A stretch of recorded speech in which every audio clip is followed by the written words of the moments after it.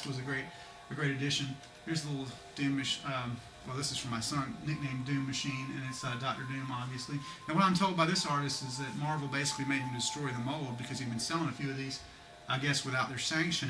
And so supposedly there's not going to be any more of this particular one sold, which kind of makes it a neat little item. So, other autographs. I was walking around in Mask Fest on day one, actually on Friday, or it may have been Saturday, and Jason says, there's Greg Nicotero, I got to get his photograph.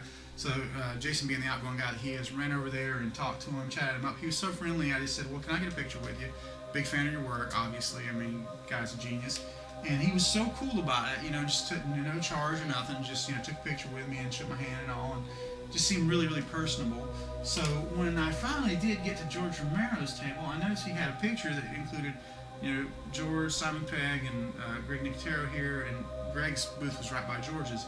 So I thought, hey, well, I'll just get this photograph and ask them both to sign it. So I did, and not to pay the minimal fee and everything. I really felt nice about how the first encounter with Greg went. So I went ahead and got another one of his stills here, which is the excellent shot where the zombie and Day of the Dead leans forward and his guts fall out. This was so gruesome, gave me nightmares for weeks. It was excellent.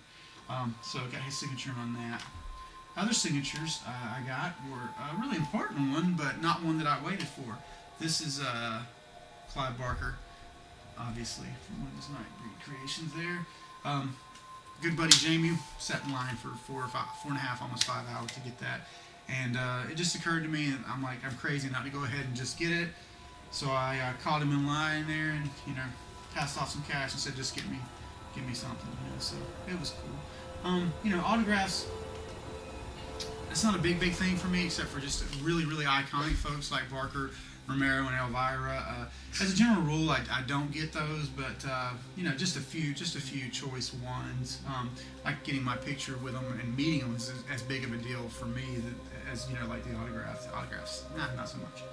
You got to kind of explain to people, oh, who's that? What does that say? That sort of thing, because you can't really read signatures all that well. Work prints, they're not for everybody, and I gotta say, as far as just pure watching enjoyment, for me, it was a revelation of the new material, and that's why I was there.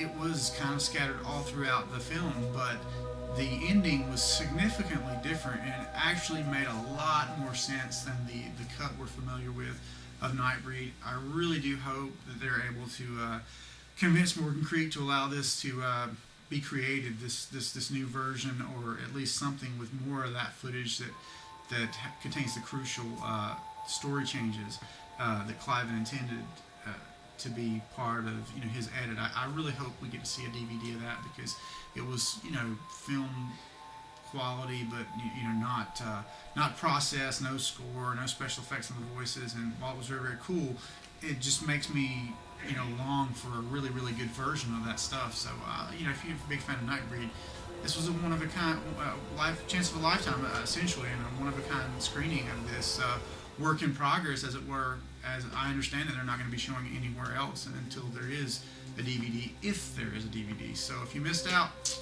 too bad, haters. You should have been there, because it was pretty awesome.